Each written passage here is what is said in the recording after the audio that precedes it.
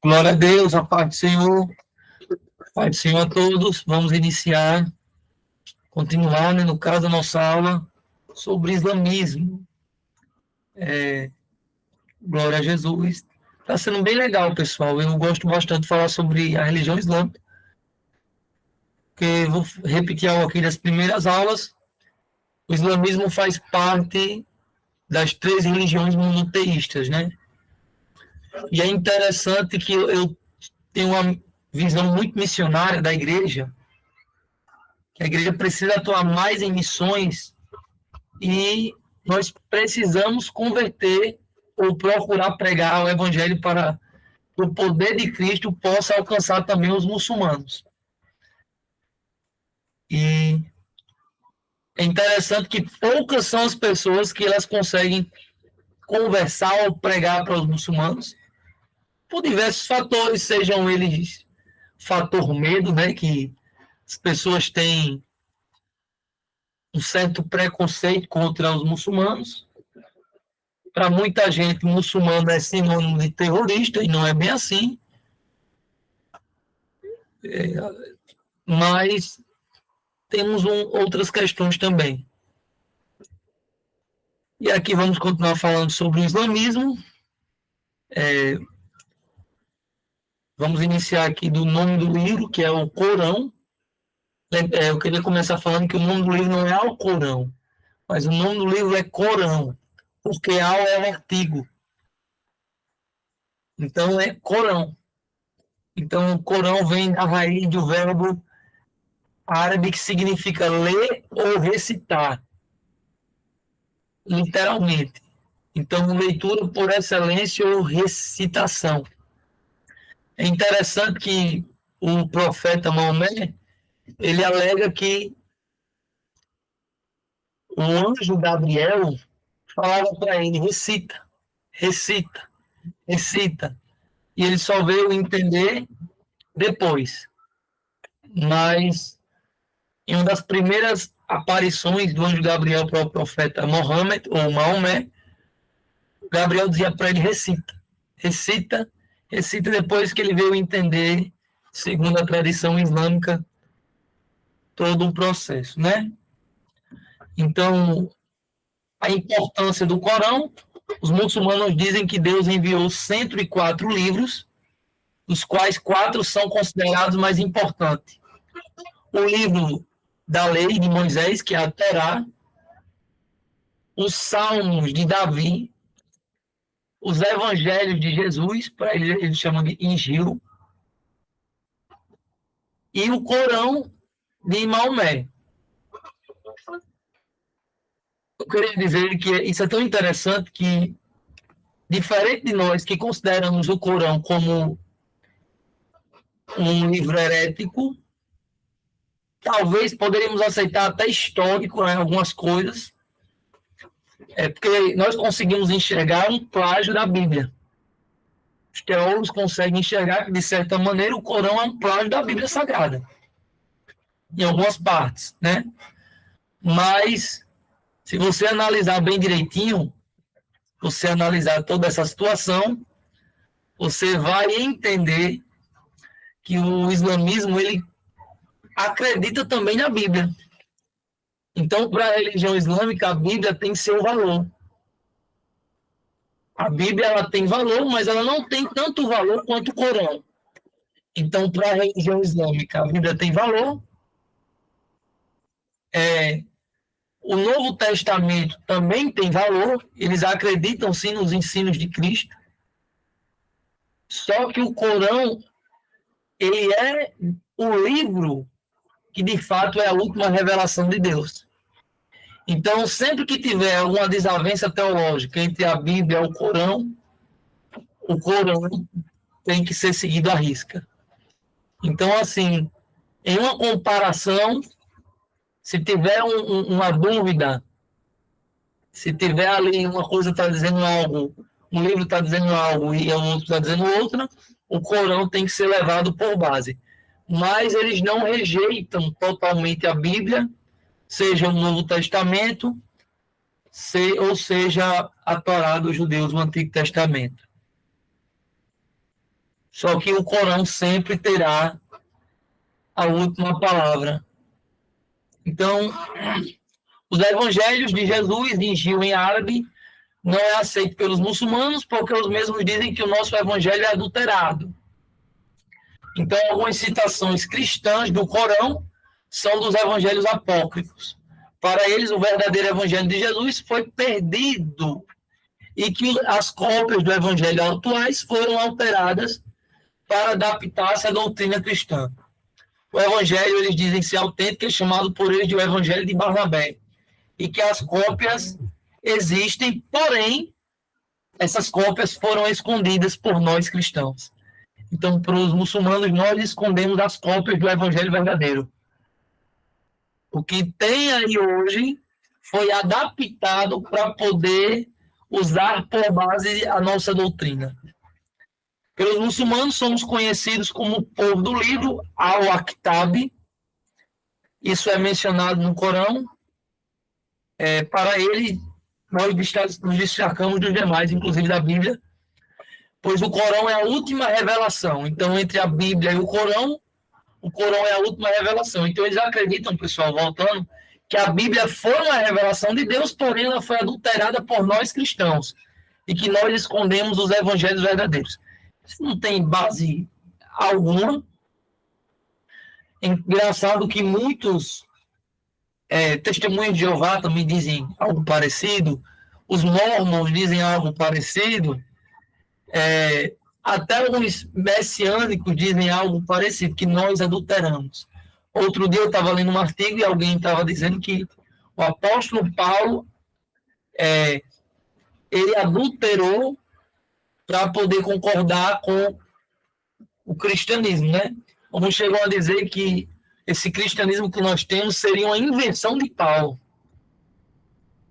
Para você ver como a artimanha do diabo é grande. Então, isso os muçulmanos já diziam algo parecido. Entretanto, o Corão ele é a última revelação de Deus, como também seu profeta, que é Maomé, que seria o último profeta. Inclusive, o próprio Maomé ele é mais importante do que o próprio Jesus Cristo. Então, assim, os muçulmanos acreditam em Jesus, eles chamam, acho que é Yassan. Entretanto, Maomé é mais importante e o Corão é mais importante. Então, o Corão é uma bússola orientadora para a vida dos muçulmanos. Nele contém 144 suras, que isso é capítulos. Não tem ordem cronológica. Aí aquilo que eu disse é uma espécie de plágio de partes do Antigo Testamento adulterada. Nós podemos sim observar algumas adulterações no Corão e de livros apócrifos do Novo Testamento, com a mistura de crença pagã dos povos árabes antigos, né? Nós temos cerca de 1 bilhão de pessoas no mundo que consideram o Corão como um livro divino. Olha que coisa forte. O Corão ele está em segundo lugar, ele só perde para a Bíblia, que a Bíblia já tem 1 bilhão e 600 milhões de pessoas que defendem que a Bíblia pode influenciar em questões humanas a partir de uma perspectiva religiosa. Então, o Corão é o segundo maior livro, né? Qual é o ensino do Corão, então? Só Alá é Deus, então não existe outro Deus além de Alá. Alá, ele é eterno, não sente sono, nada pode interceder perante Alá, não tem permissão de Alá, mas é diferente do cristianismo, né? Que Cristo intercede por nós, o Espírito Santo intercede por nós, ninguém pode interceder perante Alá. Seu trono abrange os céus e a terra é sua preservação. Sobre a terra está na Sura 2.225. Então, nós temos essa ideia aí Diferente da Bíblia Sagrada, que Jesus ele intercede por nós diante do Pai, o Espírito Santo intercede por nós com gemidos inexprimíveis, né? Porque o Deus cristão ele é um Deus pessoal, que ama seu povo, que se relaciona com seu povo. No Corão, ninguém pode interceder perante Alá, porque ninguém tem permissão ou autoridade para interceder perante Alá. Então, são religiões totalmente opostas. Isso responde até a nossa pergunta, pastor, mas Alá, o Deus do muçulmano, não o Deus do cristianismo, apenas com nomes diferentes? Não. Porque são deuses totalmente diferentes. São deuses totalmente diferentes. Vou voltar. O Deus do cristianismo é um Deus pessoal que se relaciona com seu povo. É um Deus de amor. O Deus do islamismo, Alá, ele é um Deus de submissão. Ele é um Deus sem piedade. Ele é um Deus autoritário. E ele não tem nenhum interesse de se relacionar com seu povo ao ponto de ninguém poder interceder perante ele, nem ter a permissão para estar diante dele para interceder. É tanto que Maomé não é um salvador. Maomé só é um profeta no sentido de entregar as ordens de Alá para o povo muçulmano.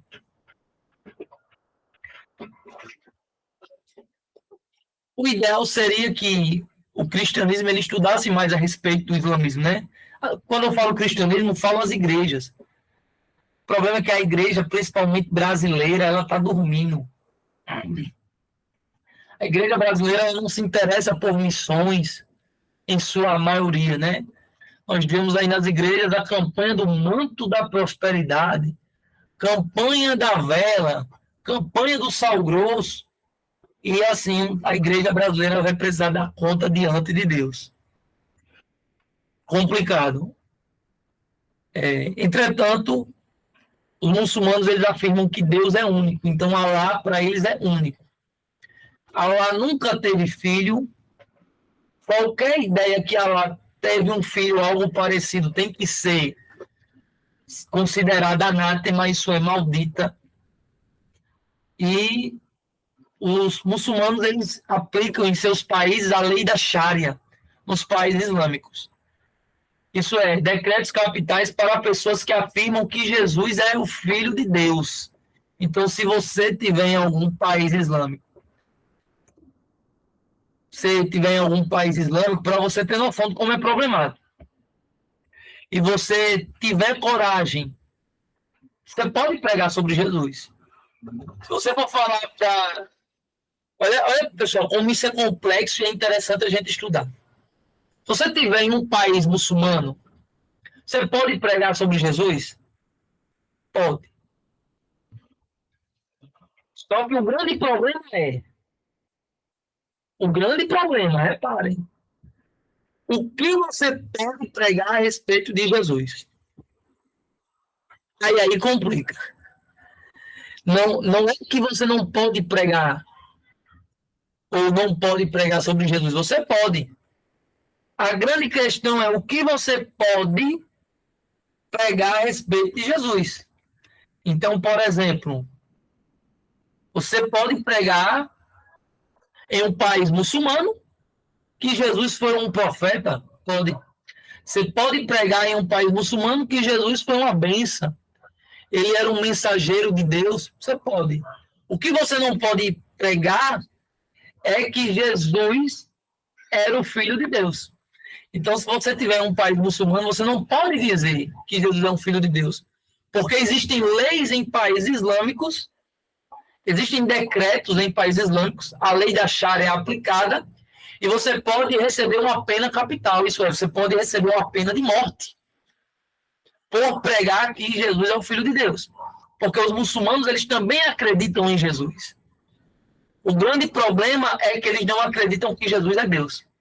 E que nem ele é o Filho de Deus. Eles acreditam que Jesus foi um grande profeta. Eles acreditam que Jesus foi uma revelação de Deus para a humanidade. Mas eles não acreditam que Jesus é a última revelação de Deus para a humanidade. Porque eles vão dizer que Jesus falhou. E Deus não falha. E como para eles o Deus Allah é um Deus impessoal, é um Deus de submissão, esse Deus diferente do cristianismo, que é um Deus pessoal e que se relaciona com o seu povo, vocês estão compreendendo a diferença? Então, você pode ter uma pena de morte decretada se você falar que Jesus é o Filho de Deus. Então, está aí uma grande diferença. Aí, pastor, e como a igreja ela prega lá? Como é que a igreja prega que Jesus é o Filho de Deus? Pessoal, é muito complicado isso. As pessoas que pregam, de fato, elas estão arriscando suas vidas. Não são... vou dar um exemplo aqui. Para você ver como o cristianismo no Brasil está distorcido. Para vocês terem noção de como o cristianismo do Brasil está distorcido. O camarada que hoje sente o chamado de Deus, ele vai pregar em país islâmico, ele está indo pregar por amor a Cristo e ao Evangelho. Então, ele está colocando a sua vida em risco por um chamado. Certo?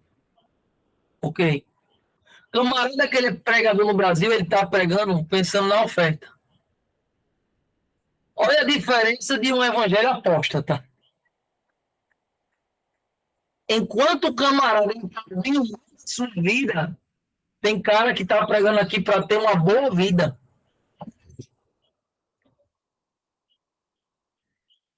Esse cristianismo é antagônico. Como é que então que a gente evangeliza os muçulmanos? Eu acabei de ver um vídeo do pastor Lamartine Pozzella, não sei exatamente o nome dele, mas é Lamartine alguma coisa. E eu já sabia disso. Jesus está aparecendo para muitos muçulmanos. Muitos muçulmanos estão tendo sonhos com Jesus, sonham com o fim do mundo, sonham com o anticristo. E eles estão entregando a vida deles para Jesus mediante sonhos. Inclusive, há canais de TV, pessoal lá, canais, para você ter noção. Hein? Quando eu falo sobre esse assunto, eu chego a pulo da cadeira. Há canais de TV pirata, vou repetir. Há canais de TV pirata que transmitem o evangelho e ninguém sabe atualmente onde eles estão localizados. Canais cristãos que, através de rádio pirata, sinal pirata de rádio, de televisão, as pessoas assistem esses programas e ali, com muita fé e força, é pregado o evangelho. E muitos muçulmanos ligam e aceitam Jesus através do telefone. Com amor e com medo. Porque às vezes a própria família tem que ser contra eles. Então, eu lembro que eu vi um filme que os camaradas colocam um cristão e um muçulmano para debater em um país muçulmano. E eu não lembro exatamente o nome do filme. E esse debate está em TV ao vivo. Quem é Jesus? E etc, etc, etc. Aí o cristão diz a única coisa que o cristão não poderia dizer. Adivinha o que o cristão diz? Jesus é o Filho de Deus. Isso é considerado uma blasfêmia para o islamismo. Então, isso dentro do islamismo é blasfêmia. Você dizer que Jesus é o Filho de Deus. Para eles, Deus não tem filho. Deus não é um Deus pessoal. Deus não é um Deus de relacionamento. Para vocês terem noção como é. A igreja, ela sofre muito para enviar missionários. Porque, na verdade, não há interesse das igrejas em enviar missionários. Eu tenho um sonho muito grande de enviar missionários. Um dia, né? Trabalhar com missões. Mas para isso nós temos que ter recursos, temos que treinar. Vocês que falam em seminário, pessoal, vocês estão sendo, de certa forma, treinados. Isso aqui é vocação. É por isso que eu fiz um comentário o aumento de muçulmanos no Brasil, o número de muçulmanos tem aumentado nos últimos anos, e isso é importante para mim, né, no meu ponto de vista,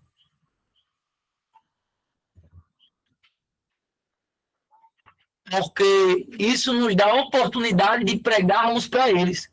Porque se a igreja, em sua maioria, tem uma grande dificuldade para ir até eles, eles estão vindo até nós.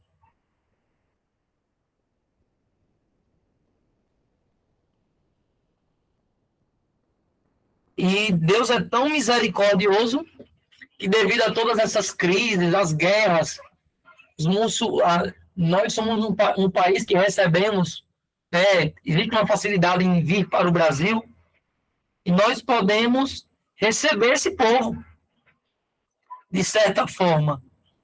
Nós podemos receber eles e evangelizá-los. Mas para evangelizá-los, precisamos da graça de Deus e do conhecimento bíblico, né? É muito importante isso. A graça de Deus e o conhecimento bíblico. Porque não é fácil falar sobre o islamismo, a religião islâmica. Evangelizar os muçulmanos que são treinados desde cedo, com base ali no Corão e etc. Alguém quer fazer alguma pergunta já de início? Glória a Deus. Então, vou adiantando aqui. Então, essa é uma grande diferença. O Alá é o eterno, Alá não é um Deus pessoal. Alá não tem filho. E qualquer ideia dessa tem que ser considerada uma blasfêmia. A ideia de que Jesus Cristo é o Filho de Deus. Então, é interessante que em árabe a palavra usada para Deus é Alá. Preste atenção. A palavra vem da mesma raiz de El. Então, no Antigo Testamento, nós temos também a palavra El para Deus. Um dos primeiros nomes de Deus aparece na Bíblia como El. Temos, por exemplo, El Shaddai, El Elyon, e etc., né? Então, a palavra Alá está nessa raiz. Ela vem da mesma raiz. Em árabe, a palavra para Deus é Alá. Só que alguns pesquisadores, alguns autores afirmam que Alá vem de um Deus pagão conhecido antes do surgimento do próprio Islã. Então, isso nós temos, se isso de fato for verdade, nós temos uma espécie de confusão religiosa, parecida com o que acontecia no Antigo Testamento, entre Baal, que significa Senhor, e o Deus de Israel. Senhor, então Baal é Senhor, eu sirvo ao Senhor. É bem interessante. Isso uma vez eu vi até uma pregação do pastor João Ribe Palharim, falando a respeito desse assunto, sobre a confusão com o nome de Deus. Mas nós não temos nenhuma afirmação, um documento que a gente possa comprovar, de fato. O mais provável é que vem da mesma raiz hebraica, que é o Elohim. Os muçulmanos, a única palavra em árabe é Alá. Então, é interessante que algumas comunidades cristãs, também ali naquela região, elas também usavam o termo Alá para Deus. Só que Alá também estava associado a Jesus. Mais uma vez, não temos como comprovar, porque não existe nenhum documento histórico, só alguns historiadores comentando, mas nós não temos nada para comprovar que, de fato, a palavra Alá vem de um Deus pagão. Mas, quando nós lemos a Bíblia, nós vemos a grande diferença entre Alá e Jeová, por exemplo, é a ideia de que, mais uma vez, Alá é um Deus impessoal, enquanto que Jeová é um Deus pessoal. Então, ainda que o nome seja o mesmo, as características, os atributos são diferentes. Né? Então, nós conhecemos a Deus não só pelo nome, mas conhecemos Deus em amor. O Deus cristão é um Deus de amor ao ponto que ele enviou seu Filho para que morresse por nós na cruz. Então, isso demonstra amor, né? João 3,16 diz, porque Deus amou o mundo, olha o amor, de tal maneira que deu seu Filho unigênito para que todo aquele que nele crê não pereça, mas tenha vida eterna. Então, temos essa diferença. O casamento para o muçulmano é muito importante. Isso é um ponto positivo, porque para o muçulmano o casamento hoje ele é mais importante do que para o próprio cristão. Você vê o cristão casa, separa, divorcia. Para o muçulmano, eles defendem que se uma pessoa quiser ser feliz, ela precisa se casar. Olha que coisa interessante. Os cristãos, eles sofrem um pouco nessa área. Embora a palavra de Deus fale corretamente, que deixará o homem seu pai e sua mãe, e unir-se sua mulher, e os dois se tornam um só carne, né? Mas o muçulmano, ele tem uma ideia de casamento hoje, na prática, diferente do cristão. Para o Islã, Deus desaprova o celibato e a castidade. Então não tem essa de um camarada não quiser se casar, não querer se casar. Pelo contrário, nós temos na cultura islâmica, principalmente na cultura xiita, que é um grupo do islamismo, como eu falei na outra aula, a ideia dos casamentos arranjados, né? Então, assim, os jovens, eles não escolhem com quem se casam. Os pais que escolhem com quem seus filhos se casarão. Dentro ali, cada um das suas possibilidades financeiras e etc. Então, os pais, eles têm um cuidado com seus filhos. E os pais, desde cedo, eles procuram ali deixar organizado o casamento. Isso dentro da cultura xiita, né? Os sunitas não fazem isso. Os sunitas, diferente dos xiitas, eles não admitem a ideia do casamento arranjado. Sunitas são a maioria dos muçulmanos, como já falei na aula passada, são cerca de 90% dos muçulmanos, enquanto os xiitas são apenas 10%. Ainda tem outras correntes, eu acho que tem os alavitas, se não estiver errado. Inclusive o ditador da Síria, o Bashar al-Assad, ele é um alavita, ele não é nem sunita nem xiita. Mas ainda existe outros menores, não tão conhecidas, mas existe. Nós temos no islamismo também a poligamia, né? O próprio Maomé, ele teve várias mulheres, viu, pessoal? Então, ele não se casou com uma mulher só. Nós temos na Sura 4.3, diz o seguinte: se vocês não temem lidar de forma justa com os órfãos, então devem casar-se com as mulheres que vocês gostem. 2, 3 ou 4. Mas se vocês temem não fazer justiça, então casem-se com uma só mulher ou com suas escravas. Assim evitareis atuar de má forma. Então nós vemos que há uma recomendação no Corão, na Sura 4.3, que o homem deve ter 2, 3, 4 mulheres. E aí surgiu a interpretação que os homens podem casar até com 4 mulheres. Isso aí foi dito pelo Dom Richardson. Foi um missionário que atuou por décadas no Sudeste Asiático. Ele escreveu o livro Segredos do Corão e ele fala muito sobre a questão da poligamia. Então, no Corão, no Islã, a ideia da poligamia ficava para quem era forte e a monogamia para quem era fraco. Então, se você fosse um homem forte, não tem problema. Você poderia ser homem, você poderia se envolver com a poligamia. Se você fosse fraco, você ia ter uma só mulher. Olha o contraste com o cristianismo. A gente fala que a antítese, né, aqui, no cristianismo, um homem forte é um homem de uma só mulher. Um homem fraco vai ser um homem de várias mulheres. Então, assim, nós temos mais uma diferença clara com a Bíblia Sagrada. Então, qual é o ponto da mulher?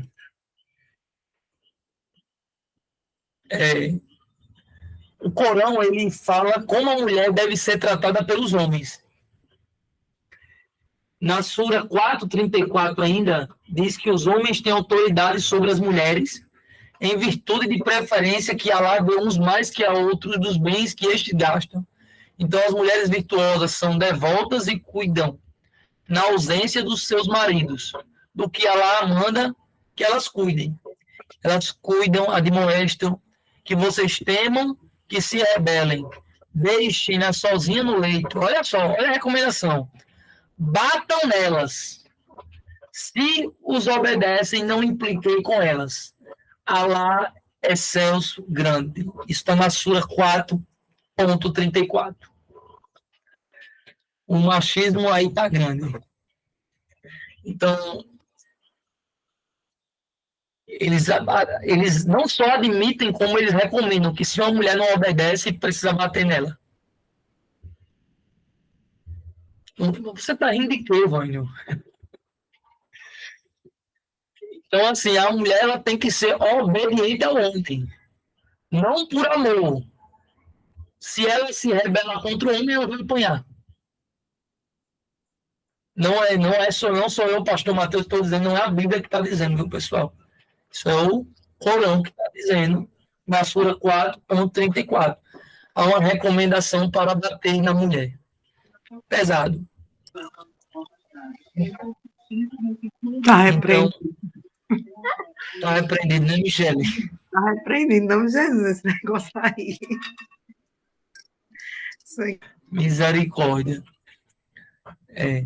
Então, assim,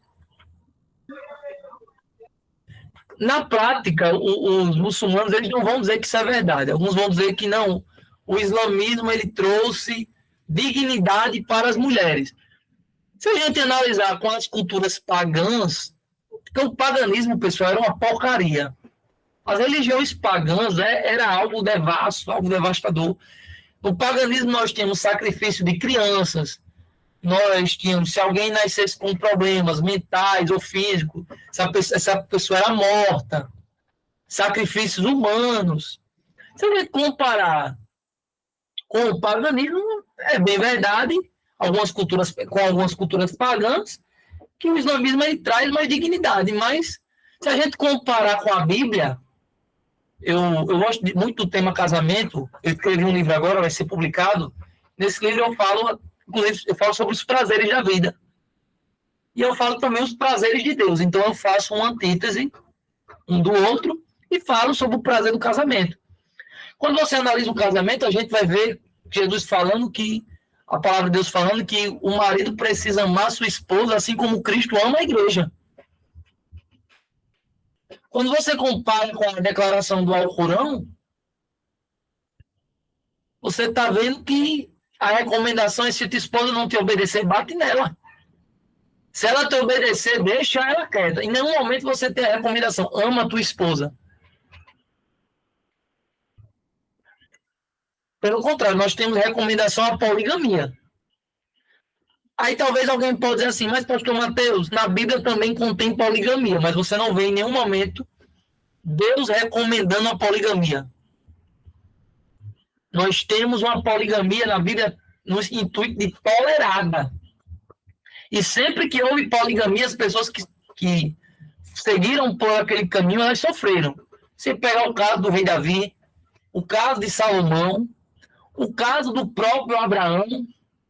O caso do Abraão é o mais explícito. Então, assim, a poligamia, eu vou usar o termo tolerado, não é isso. Mas ela foi tolerada. Ela não foi recomendada. Inclusive, quando você pega no Novo Testamento, a recomendação de Paulo para a unção de novos bispos, ele vai dizer, convém, porém, que o bispo seja irrepressivo, marido de uma só mulher. Então, por que marido de uma só mulher? Porque naquele tempo, no Novo Testamento, muitos pagãos estavam se convertendo ao cristianismo e muitos tinham várias mulheres. Então, havia ali a poligamia inserida naquele contexto. Então, assim, a Bíblia não recomenda. Pelo contrário, eu vou usar o termo tolera, mas eu não quero usar nem esse termo tolera. Então vamos lá. Então vamos falar sobre o uso do véu.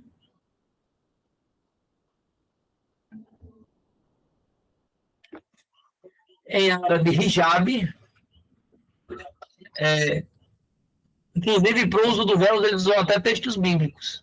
Então, Gênesis 38, 19, Isaías 3, 23, 1 Coríntios 11, 5, 6, né? Inclusive, até na igreja nós temos a igreja do véu. As mulheres judaicas da época já usavam véu, no intuito de honrar a Deus e seus maridos. O problema do islamismo são os excessos. Que eu não estou falando de cultura. O Corão ele busca definir o papel da mulher como alguém submissa ao homem. Não por amor, mas por obediência. Então, o Corão ele trata de uma postura moral. Claro que eles não vão admitir, sabemos que ainda há uma influência cultural, machista, que sempre há de preferir o homem, em todos os países onde está aplicada a lei da Sharia. Então, há um destaque da liderança do homem em seu lar, e isso é o ponto bom. Os muçulmanos, homens muçulmanos, eles têm uma liderança de fato. E a maioria das mulheres se submetem aos homens e às regras das sociedades, né? Principalmente em países que são totalmente islâmicos. Tem um missionário, o nome dele era chileno Vergara. Eu acompanhava muito ele. Ele sumiu, pelo menos da internet, ele fazia parte lá do Onipácio Mission, acho que é assim que se diz. E ele conta que na rua ele ia passando com a esposa dele e um camarada lá soltando piada lá no Oriente Médio. E ele ali deu um pau no cara. Deu um cacete mesmo no meio da rua. Porque é cultural. Então, se alguém mexer com a tua mulher naquele país, tu tem que ser homem ao ponto de bater no cara. Eu vi um outro comentário que existe lá um negócio de honra. Então, teve um caso no Oriente Médio que alguém desvirginou uma mulher e o irmão dela soube e foi lá e matou o cara de porrada no meio da rua. E a polícia não faz nada, não faz, porque ali ele está defendendo a honra da família. Então, eu acho, não no intuito de homicídio, viu, pessoal? Mas lá ainda a questão da honra do homem, tomar uma postura de homem. O cara não mexe com a minha mulher, não. E ele lá, mesmo missionário, escondido, ia passando na rua e alguém soltou uma liberdade com a mulher dele e ele deu um cacete no cara e precisou explicar. E ele foi respeitado pelos muçulmanos porque fez isso. Porque eles só respeitam um homem se de fato ele tiver a postura de homem. Então isso é bem interessante. É engraçado que a gente olha assim, a gente vê que o povo árabe, o povo muçulmano, eles são um povo aguerrido. Né? Então, a gente pode olhar nos países que está tendo guerra, está tendo guerrilha, eles continuam ali firmes, eles não têm medo de guerrear e etc. Eu acho isso uma postura admirável deles, né? É um ponto positivo para essa cultura. O problema, eu fico imaginando como uma mulher vem do Oriente Médio encontra uma mulher aqui do Ocidente. Imagina o choque cultural, hein? Porque, de certa maneira, viu, pessoal? Nós enxergamos melhor o valor da mulher. O problema é que a sociedade ocidental ela quer depravar a mulher. Mas, em geral, a sociedade ocidental ela consegue enxergar o valor da mulher. Então, a mulher no islamismo ela é quase, não quero usar essa palavra, mas ela é vista como uma pessoa inferior. Pronto. Achei a palavra mais... Ela é vista como alguém inferior.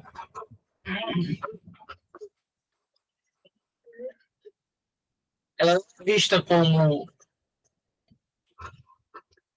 Né, não existe a ideia do amor, a parte forte do homem. Não, ela é vista como um ser humano de segunda classe. Nós já falamos sobre a pessoa de Jesus, que para os muçulmanos é um profeta, mas não é um filho de Deus. Isso é blasfêmia. Já falamos sobre a Trindade. Então, vamos falar agora do capítulo final sobre salvação. Como é a salvação para os muçulmanos? Então, vamos voltar ao pressuposto que para os muçulmanos só existe um Deus, Allah é esse Deus, e Maomé é seu profeta. Então, os muçulmanos recitam isso é o Shahada, ou Shahada. Essa é a interpretação dos muçulmanos com relação à salvação. Então, eles dizem que quando o homem morre, 2 anjos lhe fazem um interrogatório. Se as suas respostas sobre Allah e o Corão são corretas, ele estará em paz até a ressurreição. Caso contrário, se forem erradas, ele será atormentado com ferros quentes e tomará água fervendo durante toda a eternidade. Então, essa é a declaração de salvação deles.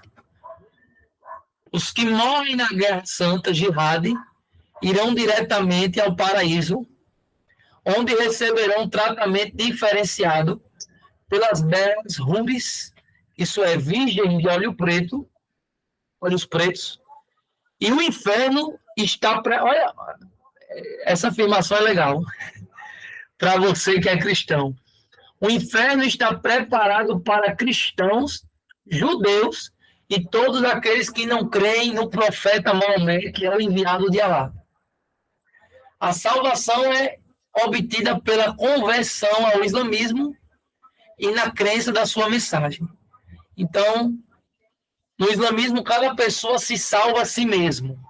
Ninguém pode pagar a dívida do outro, então não existe a ideia de um salvador que morreu na cruz pelos nossos pecados. Os muçulmanos dizem que é impossível que Jesus pudesse morrer na cruz substituído pelo pecado dos outros. Então, para eles não existe pecado original, que é a crença base do cristianismo. Para eles não existe expiação vicária. Tudo isso para o islamismo é rejeitado. E isso é uma blasfêmia, algo inadmissível. Então, a pessoa que não segue os 5 pilares da fé islâmica está automaticamente condenada. Para poder garantir um lugar no paraíso, é fundamental que cumpra os 5 pilares do islamismo. Então, o Corão ainda fala sobre os anjos e Satanás, fala sobre os gênios. Eles mencionam 4 anjos, por exemplo, eles dizem que Allah está no trono e 4 anjos estão ao redor do trono de Allah. Seriam Miguel, Gabriel, esses contêm a Bíblia, mas ainda teríamos Israfil e Azrael. Satanás é o anjo caído e o destino dele é o inferno. E os criamos, logo os formamos. Logo dissemos aos anjos, prostai-vos diante de Adão. Se prostaram, exceto Iblis. Então, o nome de Satanás no Corão é Iblis. Não foi um dos que se prostaram, disse, o que te impediu de se prostrar que eu te ordenei? Disse, é que eu sou melhor que ele. Criaste-me de fogo, enquanto ele fizeste de argila. Disse, descende, pois de aqui. Você não irá dar uma de soberbo neste lugar. Vai embora, pois és um ser desprezível. E disse Satanás, deixe-me esperar até o dia da ressurreição. Conta-te entre aqueles a quem é dado esperar. Como me descarrilhaste, tratarei de atacar aqueles que buscam o teu caminho reto. Então, aqui o problema seria que Satanás não quis se prostrar diante de Adão. Diferente, mais uma vez, da afirmação bíblica. Iblis, que seria o nome para Satanás, na religião islâmica, ele não quis se prostrar diante de Adão porque ele seria feito de fogo, enquanto Adão seria feito de argila. É interessante que no Corão também o homem é feito do elemento água. Enquanto na Bíblia Deus fez o homem do pó da terra, no islamismo eles acreditam que o homem foi feito a partir do elemento água e também ele contém argila. Interessante. Só que aqui o Satanás ou Iblis não quis prostrar-se diante de Adão por ser maior do que ele. Assim como no calvinismo, eles também creem em predestinação. Então, há pessoas boas e más, e há pessoas predestinadas para a eternidade com Deus, e há pessoas que não estão predestinadas. Então, qualquer coisa que acontece na vida de alguém é porque Allah quis assim. Lembrando que Allah, mais uma vez, não é um Deus de relacionamento, né? Não é um Deus pessoal. Alguns muçulmanos acreditam em sonhos e visões, e é interessante ter esse fato, como eu disse no início da aula, que muitos muçulmanos têm encontrado Jesus através de sonhos e visões, pessoal. A igreja brasileira, não a igreja brasileira, a igreja mundial, ela tem feito missões aos povos muçulmanos, mas ela ainda encontra bastante dificuldade. A própria heresia no meio da igreja é uma dificuldade. A igreja, você vê a realidade brasileira, ela é muito materialista. Ela não se importa com missões tanto. Então, é interessante que muitos muçulmanos têm se convertido ultimamente através de sonhos e visões. Alguns alegam que o próprio Jesus está aparecendo a eles, e assim eles têm entregado a vida para Jesus. Alguns muçulmanos são acostumados a usar amuletos por conta de espíritos maus. Inclusive, aqueles espíritos maus, um adendo meu, seriam gênios, porque os islâmicos, os muçulmanos, eles acreditam também em gênios. Então, você pega lá a história do Aladim, aquilo faz parte da crença dos muçulmanos. Alguns hoje alegam que aquilo ficou no passado, só antigamente. Mas, de fato, é que os muçulmanos acreditam em gênios, ou acreditaram. Então, vamos falar sobre o último tema aqui, falar sobre pecado. Mais uma vez, só para concluir, não existe o conceito de pecado original, que Adão pecou e todos pecaram mediante o pecado de Adão. É ensinado que o ser humano ele possui fragilidade que pode conduzir o erro. E dessa forma ele se tornar pecador pelas suas ações pessoais. Para o muçulmano, a ideia de um pecado original, isso é uma blasfêmia, mais uma vez. Cada pecado está ligado a próprias pessoas. E no último dia, as boas ações serão avaliadas perante as más ações. Então, eles também têm uma noção de salvação pelas obras. Se uma pessoa fez boas ações, é possível que ela ganhe o perdão de Allah. Então, não existe a ideia de perdão como base moral. Por isso, o muçulmano não vê a necessidade de um salvador e nem um caminho que possa levar à salvação por um sacrifício de alguém. Então, mais uma vez, o sacrifício de Cristo é descartado. Mas você pode ser salvo, segundo o islamismo, pela sua força pessoal, né? Eles acreditam também, assim como nós, na vida após a morte. Então, há um mundo espiritual também para o islamismo. Allah está no controle de tudo. E, entretanto, eles não acreditam, por exemplo, que alguém tiver em cadeira, e etc. Mas aqui não há uma ideia de extrema unção, como na Igreja Católica, por exemplo. Eles fazem só uma espécie de reza por meio do hino, e a oração, se a pessoa morreu, eles fazem uma oração também pelo falecido. E eles também acreditam na Guerra Santa, que os muçulmanos precisam financiar a guerra, precisam se dedicar à guerra, e eles precisam fazer parte dessa guerra, né? O próprio Maomé foi um guerreiro. O islamismo ele sempre cresceu através de guerras e batalhas. E eles chamam essa guerra de jihad. Eles dizem que é a boa jihad, a boa batalha. Nessa jihad é necessário batalhar principalmente contra os cristãos. Olha que coisa interessante. Então, os cristãos são inimigos dos muçulmanos. Para entender o islamismo é interessante, né, pessoal? Porque existem vários conceitos doutrinários. Só que o Corão é o livro sagrado dos muçulmanos. Então, assim, eu estou fazendo uma antítese com a Bíblia em alguns pontos, mas para os muçulmanos o livro sagrado deles é o Corão. E nós vemos várias noções deturpadas da Bíblia. Nós conseguimos identificar alguns plágios, mas estou falando para vocês algumas coisas que os muçulmanos acreditam. E nos 114 capítulos do Corão, são 6.200 versículos. Quais são os principais pontos? A lei da Sharia, que é a lei islâmica, que é aplicada nos países islâmicos. O governo dos países islâmicos são islâmicos. Eu lembro que teve uma reportagem que em uma determinada cidade havia um político cristão. Isso deu muito problema.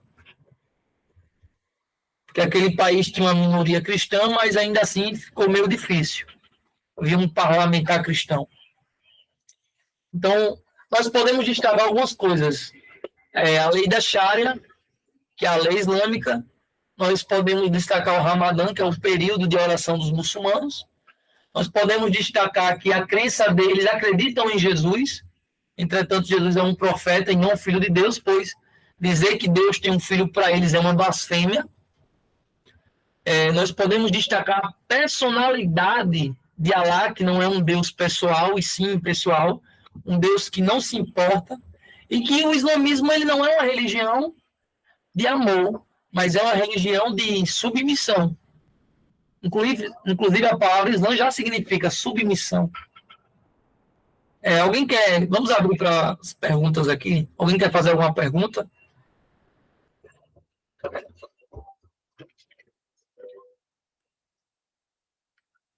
Vânio, Michele, Austuários. A hora de perguntar agora, pessoal. É verdade. Umas coisas bem parecidas com a Bíblia, mas do outro lado tem algumas coisas que deixam para a pessoa pensar um bocado, né? Totalmente o contrário.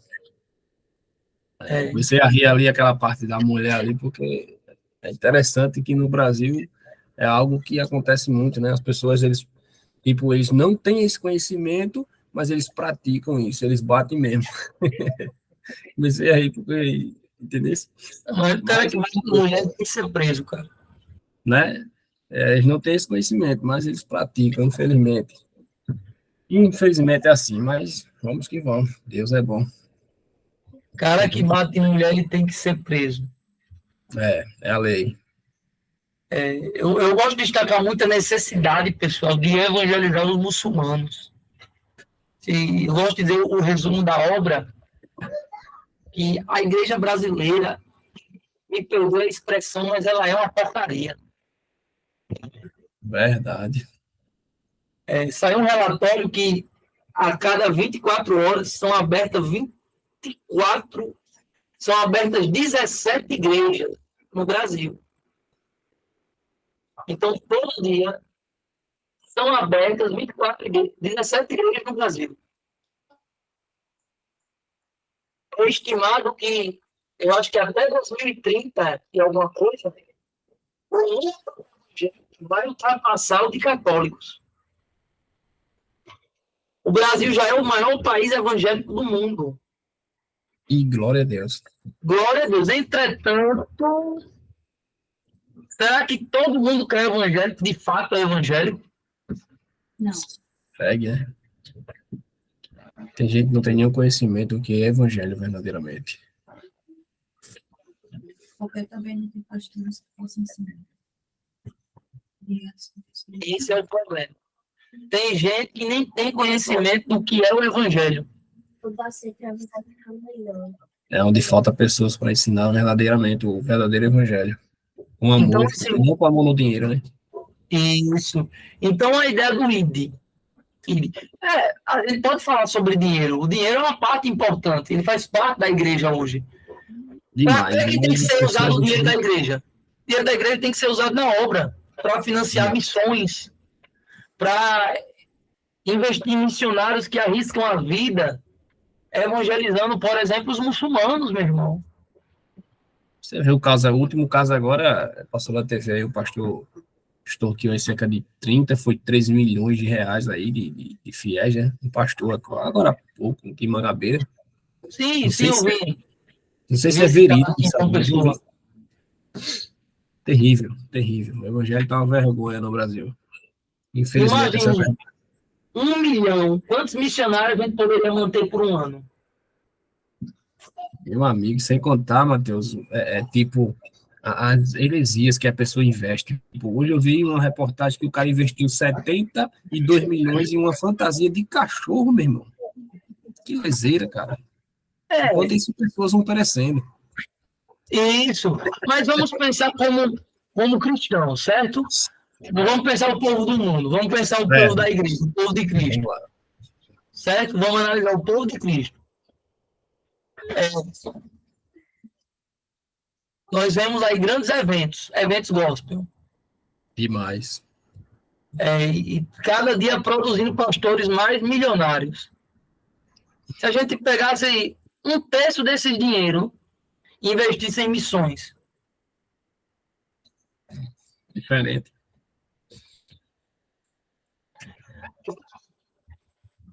então assim fica o reflexo, pessoal, até para vocês a respeito. É necessário conhecer, eu poderia definir essa matéria da seguinte maneira: é necessário conhecer e se aprofundar na religião islâmica. Isso aqui é um básico, né? Isso aqui é um paliativo. Isso aqui é uma matéria para vocês terem uma noção, porque, como eu já falei, o islamismo é a religião que mais cresce no mundo.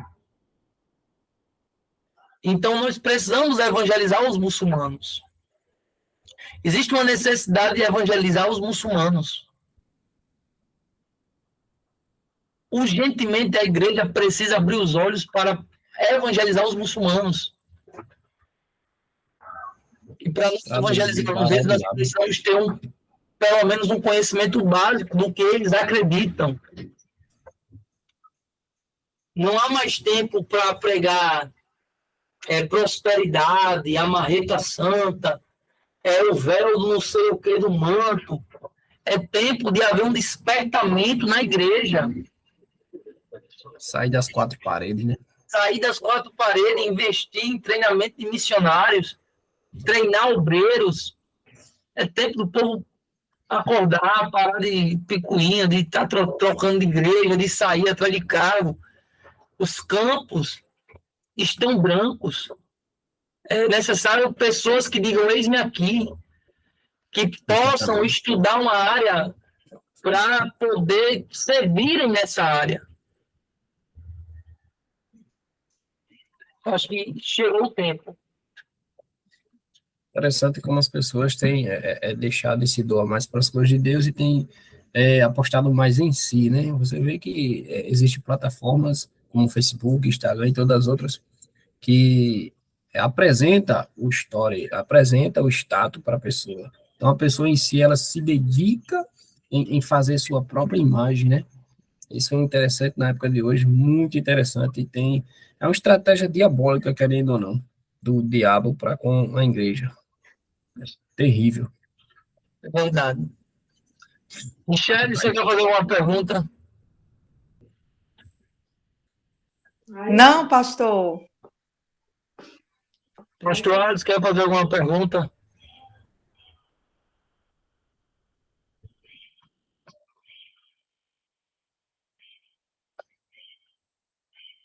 Acho que o pastor Alex não está me ouvindo, não. Amigo, está ouvindo? Oi, pastor. Paz. Paz, gente. Tudo bom? Quer fazer alguma pergunta? Conseguiu entender? Consegui sim. Mas é isso, a igreja tem que ter, eu acho que a igreja tem que ter mais treinamento para isso, né? Para investir, tem que investir e treinar para as pessoas entenderem o que é realmente um evangelismo, uma missão, para realmente fazer o ID aí do Senhor com muita autoridade e conhecimento e unção, né? Daquilo que está fazendo, daquilo que possa ser feito. E tem que investir mesmo. E são poucas aí as igrejas, nem todas, né? Não colocando a igreja em si brasileira, mas são poucas, diante de tantas igrejas que tem, que precisa de colocar prioridade sobre isso, né? Fazer o ídolo do Senhor. É verdade. Eu creio que Deus, pessoal, nos dará a oportunidade em algum momento da nossa vida para pregarmos aos muçulmanos, para ter contato direto. E o nosso objetivo é estar preparado para quando isso acontecer. É necessário uma preparação e Deus vai derramar graça sobre a vida de vocês. Amém? No mais, eu vou encerrar a aula, vou gravar e vou postar para vocês poderem ter acesso a essa aula.